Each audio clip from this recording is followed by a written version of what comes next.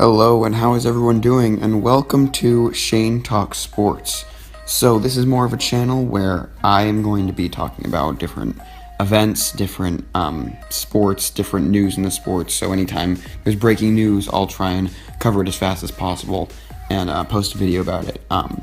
But today's first topic that I want to talk about, in this video at least, is going to be the Dodgers and the incredible season that they've been having. They currently are 79-32. They need to go 38-13 to have the greatest season of all time with 117 wins. Now, I myself am a Dodger fan, and this is absolutely spectacular. But of course, once you hit the playoffs, none of this really matters anymore. It's just about how much momentum you can gain, in my opinion, throughout the series, and if you can win 11 games in the playoffs. So, one of my biggest concerns is in past history, when teams start out this hot, they tend to have a collapse. Now, last year the Giants did it. They were on an incredible pace and then absolutely collapsed and lost the division. And the A's, a couple years before that, did the exact same thing and barely even made the wild card just to lose after going all out and getting John Lester.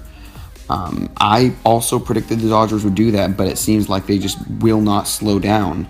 And that's great for them, but I'm kind of just waiting for when something like that collapse is going to happen. But it seems like their pitchers are only getting better. Ever since Kershaw's been injured, they've only lost something like 2 games. Hyun-Jin Ryu has been pitching a lot better. Maeda's hit 11 wins. Alex Wood's got 13-1 with a 2.3 ERA. And they just acquired Yu Darvish, who pitched a shutout through 7. And Rich Hill is still pitching just as well. And their bullpen with Jansen, with Baez. The team looks absolutely incredible. And every win they get is a team win rather than built on one player having an incredible performance. Which is why I think they'll do well in the playoffs. One thing, though, why I think that they could get knocked out before the World Series is because it looks like they could play the Nationals or Cubs. Both teams they have struggled with and have history of playing poorly against. Especially some of the hitters for the Nationals can be devastating to the Dodgers.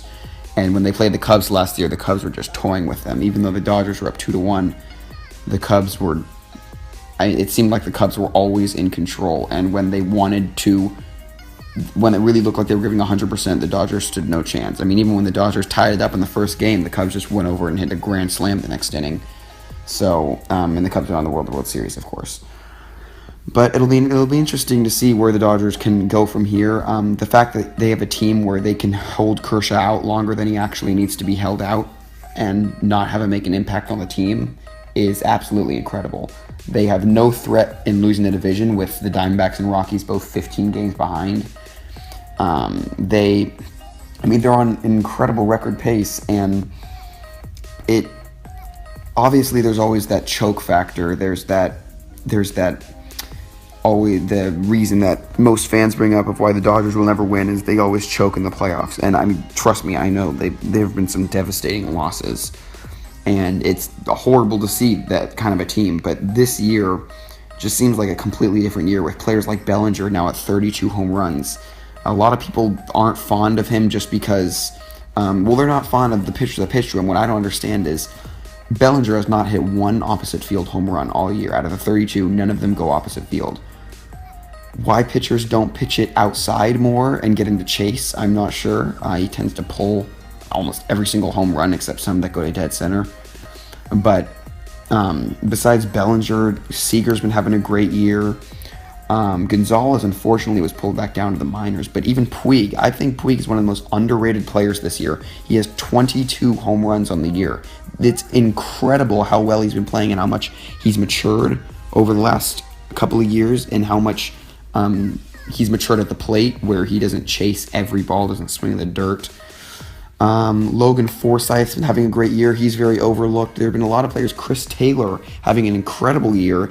And a lot of these people... it's just the eyes are on Bellinger, the eyes are on Seager, not a lot of these role players. Jock Peterson also having a good year. There's so many players that you can mention that have made such big impacts. And the fact that they never give up in games, they find a way to come back in almost every game that they play. It's just every win takes the entire team. And that's when you know that there's a team that definitely has a shot at winning the World Series, when they will play as a team to win games, when they will never give up until the last out. I mean, there was 2 outs in the 9th inning in one game. They were down by 2 runs, and they just got single after single after single, and then a walk-off home run. So it just says something when a team has also led, I think for around 53 games the streak was, where they just, whenever they led, they never lost a game. And when that streak ended, it was a 3-2 lead that they blew. It wasn't like some 5-0 lead. So this team really says a lot with how they play on the field.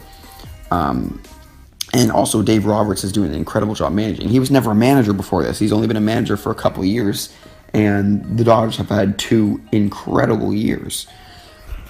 But yeah, we'll have to see in these last 51 games how well they can perform. If they can win 38 out of those 51, they'll have 117 wins, which is the most wins all time in a season.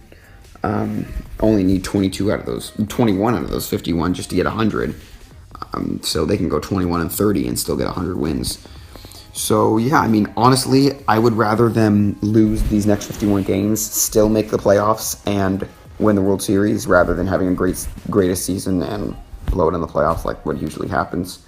But yeah, it'll be interesting to see where they goes. I'll probably be giving another update on the Dodgers in the next couple of weeks, I would say, just because it could get very repetitive and it'll hit more and more close up to October. So there'll be a little bit more to talk about, and the teams will start balancing out where they would make it for the roster, except for the Brewers and the Cubs. It'll be interesting to see how that will finish. But that is going to be the end of the video. If you liked it, please hit that like button. If you have not subscribed already, you can hit the subscribe button down below and comment below what you want me to talk about next. But for now, guys, that is the end of the video.